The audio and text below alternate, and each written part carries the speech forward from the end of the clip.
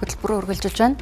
Төрийн эмчит компаниудын төлөөлөл удирдах зөвлөлд яам агентлагийн удирдлага, албан тушаалтнууд, аймаг орон нутгийн удирдлагууд иргэдийн төлөөлөгчдийн урлын гишүүдийг оруулахгүй байх хуулийн төслийг боловсруулж эхэлжээ.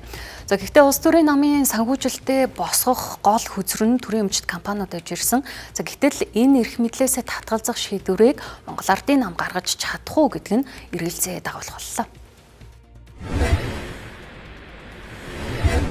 Одоо ингээд засаглалын хувьд ярих юм бол төрийн эмчит компаниудад тузыг томилохдоо төрийн захиргааны албаагч яамдуудын газрын дарга нар тийм үү яамдуудын төрийн нарийн бичгийн дарга их бичлээ томилогддог.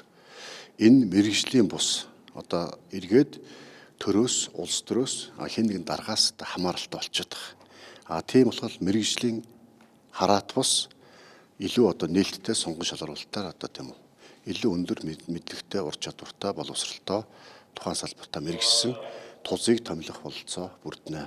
Гэхдээ стратегийн ач холбогдолтой бүтээгдэхүүн дээр бол төр өөрөө орон нутгийн төрийн өмчин хэдэн хувь байх энийг тогтоогоод явах нь зүйтэй.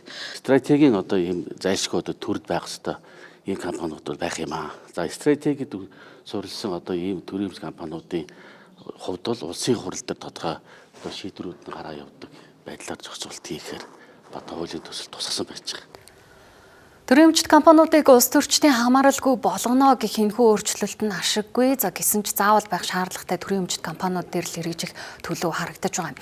За харин улсын төсөвт нэмэртэй эргэлтийн хөрөнгө нь хэдэн зуун тэрбум их найдаар тоологдох төрийн эмчит компаниудыг стратегийн гэдэг ангилалд оруулж улс төрчид өөрсдөө толгоосоор байх давхар гарцаа хуулийн төсөлтөө оруулж тооцож байна.